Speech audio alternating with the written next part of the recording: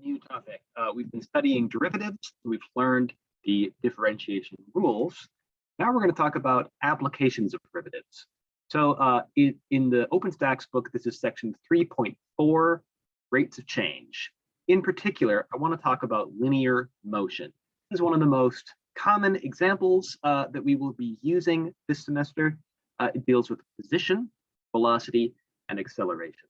So let's talk about what these words mean, and we'll do it in the context of an example. Here's our example. This is a function that tells us the position of an object in feet at time t. Let's have t be in seconds. So after some number of seconds, we can figure out what the position is. Now, if you evaluate this function, say for example at 0 seconds, you'll plug in 0 here and here and here to discover the output is 0. That means that we're at 0 feet. What does that mean? Well, it just means that relative to some predefined starting like 0 position, that's how far away we are. So this is being linear motion. We can imagine this as motion sort of up and down a line or back and forth across a line. You can either think of it as vertical or horizontal. It doesn't really matter. But the idea is that somewhere is 0 feet. And then, you measure from there, 1 foot, 2 foot, 3 foot, and then -1 foot if you're behind the starting position or below it, depending on your orientation, -2 feet, and so on. So we're just talking about movement of an object up and down or back and forth along a line. So this is our position. This describes that motion over time. Next, to find velocity, velocity refers to like speed, except with a direction sort of built into it.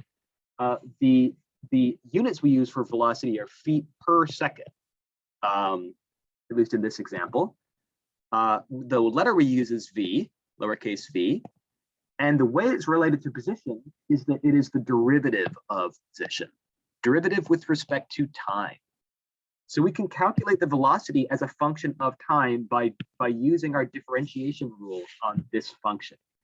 So here we're going to apply the power rule. We'll get 3/2 t squared, so multiplied by 1/2 by 3, and then I reduce the 3 to 2, minus, because we have a different rule here, then we'll do the power rule and the constant multiple rule, I guess, on this term, multiply by the 2 to get 12, and then reduce it by 1 to get 1, so 12t. And then on the third term, the derivative of t with respect to t is 1. So like how the derivative of x with respect to x is 1. And so it's just 18 times 1, which is 18. So that's our velocity. Now, if your velocity is positive, for example, again, when t equals 0, you will find you plug in a 0, you plug in a 0, you get 18. That's positive. That means that there's forwards velocity. So what this shows us is that at time 0, we are in this position, right? At time 0, we're in that position, and we have a forwards velocity, which you can represent as like an arrow of 18 feet per second. Okay, so we're in position 0 feet. This is all at time t equals 0.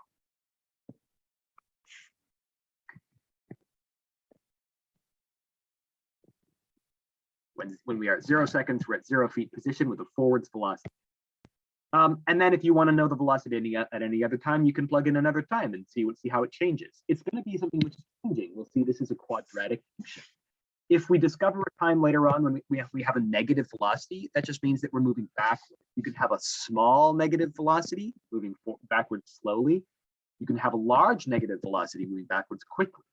You can have a small positive velocity moving forward slowly, or a large positive velocity moving forward quickly. So that's how we. And then finally, acceleration, which is the rate of change in velocity. So this is denoted feet per second per second, like that, or just feet per second squared, which is equivalent. Feet per second, feet per second. And this is denoted by a of t, and it itself is the derivative of velocity. It's the rate of change in speed over time, which is a second derivative position. So we can figure out a function to describe our acceleration by doing a derivative of this. So again, we'll apply our rules. We'll take our first term and we'll apply the power rule and the constant multiple rule. Multiplying 3/2 by 2, we have 3 because the 2 and the 1/2 will cancel out. Then we reduce the power from 2 down to 1. And then we take the derivative of our second term, which is going to be minus 12, because the derivative of t is 1. And then we'll take the derivative of our third term. It's a constant term here, and its derivative is 0. So I could put plus 0, but I'm not going to bother writing that because we know it doesn't make a difference. So we have 3t minus 12. Now, what happens if we plug in t equals 0? In our little picture over here, our imagination of what's happening at t equals 0, we have a negative 12.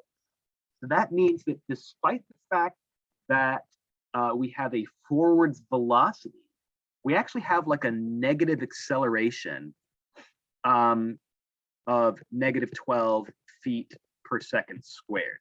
So what that means is we're rushing forwards, but we have this pull. We have something pulling us back. You may remember that from physics, we know force equals mass times acceleration. So this means that force is like proportional to acceleration according to the mass. If I can write that, here you go. Force is proportional to acceleration. So if we have some acceleration, we can think of that as kind of like a force which is pulling us in one direction or pushing us in a direction. So despite the fact that we may be moving forwards, we have a force pulling us backwards, like perhaps friction, or maybe you're driving a car and you put on the brake. You're moving forwards, but you're decelerating. So let's write a couple of those things here. We can say we're moving forwards at this moment in time, at the starting moment, t equals 0, but we can also say that we are decelerating because the acceleration is negative. And since that acceleration is working against the direction of our motion, we can say that we're slowing down in this scenario. I'll warn you that a negative acceleration doesn't necessarily mean you're slowing down. Take, for example, an imaginary situation where you have a negative velocity and also a negative acceleration. In this situation, your velocity and your acceleration are actually still both pointed the same direction, which means that over time, that velocity is actually going to be increasing, going to be getting bigger. So you see, I drew the arrow is getting larger, right? So a negative acceleration might actually mean that your speed is increasing if it's pointed in the same direction as velocity, if they're both pointed in the negative direction. So keep that in mind. Likewise, on the flip, if you flip that around, a positive acceleration doesn't necessarily mean that you're speeding up, because if you're traveling in the downwards direction or the negative direction and your acceleration is positive, you're going to be slowing down again. What matters for speeding up and slowing down is whether the acceleration and velocity are pointing in the same direction or opposite directions. Is that acceleration working with you to push you in the direction you're already moving, or is it working against you to slow you down? That's the idea. Okay, so I just want to put the graph of these functions here on the screen for you to look at. So it turns out this is what it looks like when we graph everything.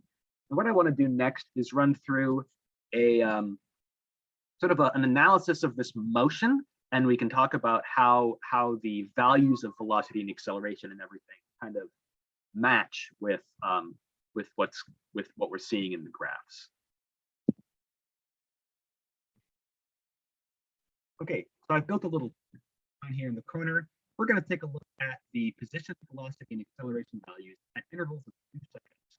And I'm going to sort of chart what's going on over here on this. I've taken what I originally drew as a vertical movement, and I'm representing it horizontally now.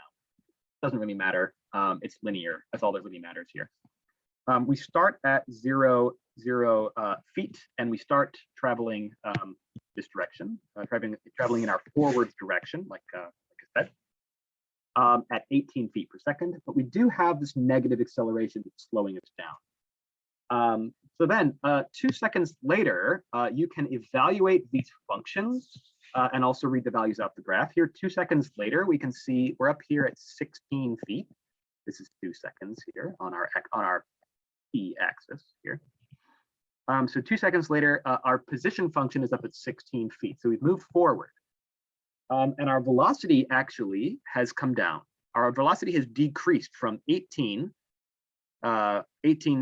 feet per second down to 0 feet per second. So that means that we are now in a stopped position. Okay, so it's like we've stopped. 0 feet per second is not moving. However, our acceleration is not 0. Our acceleration, it's changed. It's -6 feet per second. Okay, so what happened is we've moved all the way across, across this interval, and now we're here. So, and we've stopped, we've slowed down to a stop, but we still have this -6 feet per second squared. There we go, -6 feet per second, which is pulling us in the negative direction, right? So we slowed down to a stop, but now we're going to start moving in the negative direction because that acceleration is still pulling us, right? So at this moment, that acceleration is still pulling us backwards. So what we'll find next is that our velocity starts to become negative. So we see just as we cross the x equals 2 or the p equals 2 line, the velocity, the green graph starts to become negative. And 2 seconds later, at 4 seconds, our position is now decreased to 8 feet. Our velocity is now -6 feet per second. And our acceleration has now reduced to 0, or increased to 0, technically, because it was negative before. Okay, so now we're here at the midpoint. What we've done is we've turned around and come back to here. So at this moment now, we're on our way backwards, right? We've got this negative velocity, but our acceleration now has stopped pulling us to the left, and now our acceleration is just nothing. I'll sort of draw a line, like a perpendicular line, to indicate no acceleration at that moment. What's actually about to happen is the acceleration is about to become positive. So at this moment, at 4 seconds, our acceleration is about to start pulling us in the opposite direction. So as soon as we cross over this line and start moving over here, we're going to start getting acceleration moving in the positive direction. And that is going to cause us to slow down again. So what happens 2 seconds later, at 6 seconds, we're now all the way back at 0 feet. Okay, so here we are at 6 seconds. You can see the blue line, the blue curve has come all the way back to 0 feet. But our velocity has slowed down to 0 again. We've again slowed to a stop. What caused us to slow to a stop? The fact that during this interval here, what was happening was we had positive velocity, right? We had negative, sorry, I misspoke. We had positive acceleration. What I meant. We had negative velocity here, but positive acceleration. That caused us to slow down to a stopping point right here, okay?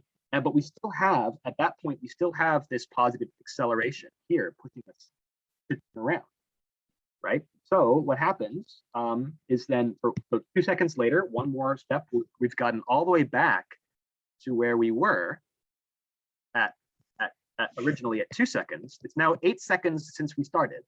We've come all the way back to where we were at 2 seconds here. So we're at 16 feet.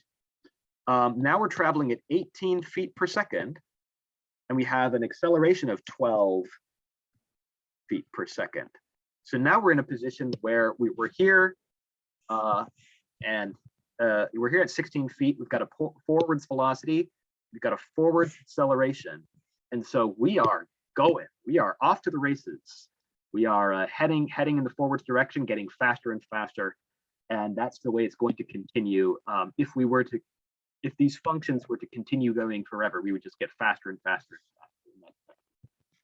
So yeah, so this is the motion. It's like, I like to think of this as like, you start running, you realize you forgot your keys, so you turn around, so you realize you forgot your keys the moment you start running. So you start running, but you immediately are slowing down, right? And then you stop, turn around, and we accelerate backwards, so to speak, speed up in the backwards direction, and then we slow down again so we can stop, grab the keys. Here's the keys. All right, got your keys. Okay, good. Now, now run, and now you can just keep running forever and get faster and faster and faster because you've got what you need. I don't know why you need your keys. You're running to the car.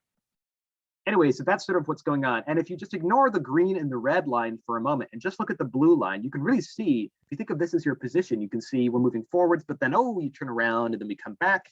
And you can see here, we're like speeding up in the backwards direction, but then we slow down again. You can see here, the curvature is like curving down. And then right about there, we have what's called an inflection point. We're gonna talk way more about that later in the semester. And we can see we've got this upwards curvature. So you kind of slowing down, stop, grab the keys, and then turn around and keep running that direction. You know what this also reminds me of? This also reminds me of like you're running a baton race, and this is the moment when you're supposed to grab the baton from your partner in the race, but you miss, and so you have to slow down, turn around, go back, get the baton, and then running the race. So anyway, I hope that is a nice explanation. So I'm actually going to follow this up with some questions. I'm going to show you how we can solve some problems with this more analytically rather than graphically in a moment.